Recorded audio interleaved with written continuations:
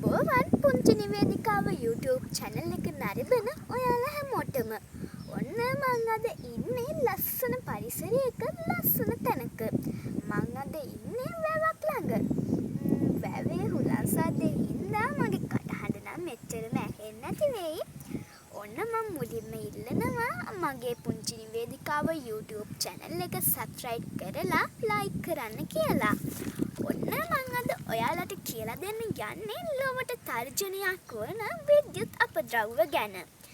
මේ වන විට ලොව පුරා සිටින ජනයාගෙන් වැඩි පිරිසක් තම කාර්යයන් පහසු කර ගැනීම සඳහා ඉලෙක්ට්‍රෝනික උපාංග භාවිතා කරති.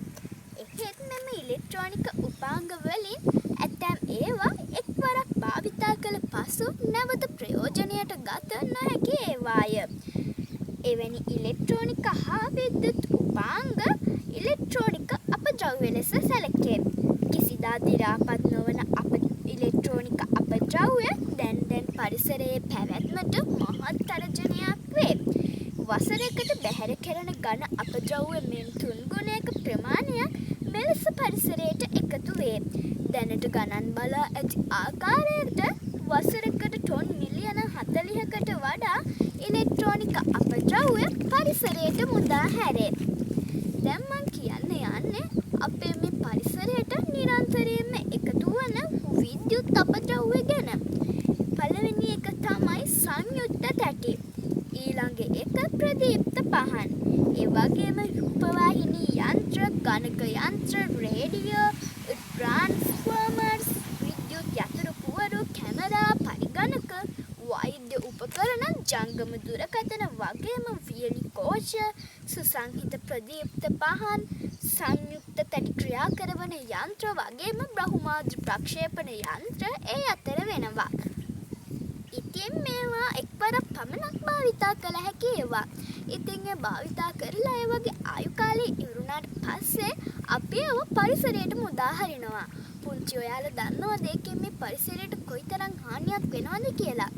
ඒකෙන් අපේ මේ පරිසරයට ඒ කියන්නේ අපේ මේ මුළු ලංකාවටම ලොකු හානියක් වෙනවා. ඊළඟට මම කියන්න යන්නේ මේ නිරන්තරයෙන් පරිසරයට එකතු වන විද්‍යුත් අපද්‍රව්‍ය වලින් අපිට වෙන අහිතකර බලපෑම්. මේවා අනිකුත් අපද්‍රව්‍ය වලට වඩා බැහැවෙන් අහිතකර ලෙස පරිසරයට බලපායි.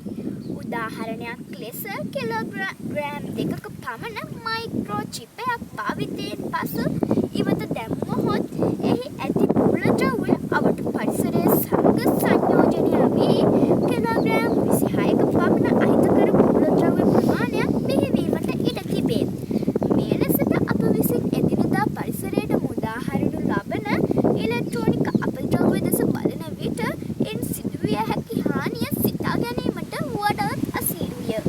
මෙලෙස ඉවතලන මූලද්‍රව්‍ය හරිතාගාර වායු ඇති කිරීමට සමත් වේ. ඒ වගේම එමගින් ගෝලීය උණුසුම වැඩි කරයි. සංවර්ධිත රටවල් විසින් නිපදවන ලද පරිගණක ප්‍රමාණයෙන් 50% ප්‍රමාණයක් සම්පූර්ණ වශයෙන්ම හෝ අර්ධ වශයෙන්ම භාවිතා කිරීමට නුසුදුසු බැවින් ඒවා සංවර්ධිත නොවන රටවල් වලට නොමිලයේ හෝ සුළු මුදලකට බෙදා දෙනවා. එමගින් සංවර්ධනය වෙමින් පවතින රටවල් වල ඉලෙක්ට්‍රෝනික අපද්‍රව්‍ය රැස් කරන්නන් බවට පත් වෙනවා. ඉතින් මේ වගේ මිනිස් දිවියටත් ගොඩක් හානි වෙනවා. ඒවා ගැනයි මම දැන් කියන්න යන්නේ.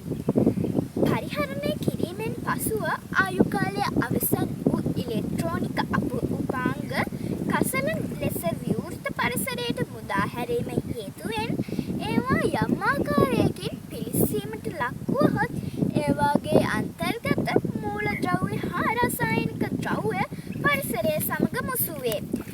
ඉතින් ඒවා ආහාර දාම හරහා ගමන් කොට මිනිසාට අයහපත් ප්‍රතිඵල ගෙනත් දෙන්න පුළුවන්.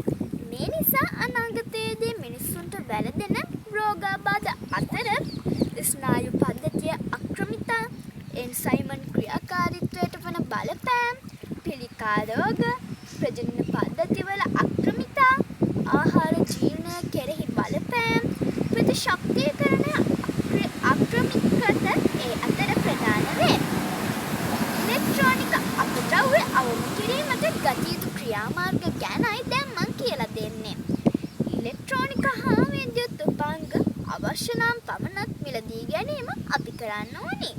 ඒ වගේම අලුත් වැඩියා කර නැවත නැවත භාවිතයට ගැනීම. නැවත භාවිතයට ගත නොහැකි උපකරණ ප්‍රතිචක්‍රීකරණයට යොමු කිරීම.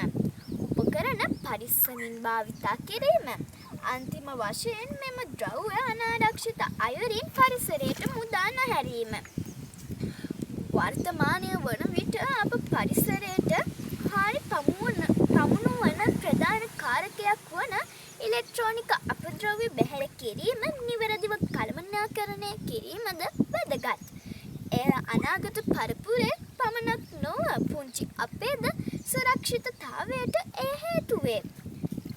ලොවක් කැළඹී තිබෙන මේ රසායන ද්‍රව්‍ය අපේ මේ රන් පොළව ගන්න කැමති නෑ යාළු.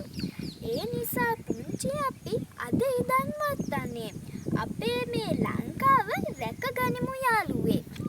මෙන්න මේ අවදනත් එක්ක අදට මං ගිහින් එන්නම්. ඒත් එක්කම මෙතන නොකියම බැරි දෙයක් තියෙනවා. මම මේ තොරතුරු හොයාගත්තේ අන්තර්ජාලයෙන් සහ පොත්පත් කියවලා. ඉතින් මේ තොරතුරු වල අඩුපාඩුවක් තියෙනවා නම් පහලින් කමෙන්ට් එකක් දාන්නත් අමතක කරන්න එපා. ඒ වගේම පුංචි නිවේදිකාව YouTube channel එක subscribe කරලා like කරලා share කරන්නත් අමතක කරන්න එපා. ඒ වගේම මාත් එක්ක මේ වෙනකම් රැඳී හිටපු නැන්දලා මාමලා වගේම පුංචි යාළුවෝ හැමෝටම ගොඩක් ස්තුතියි. ඔන්න එහෙනම් අදට ගිහින් යන්න.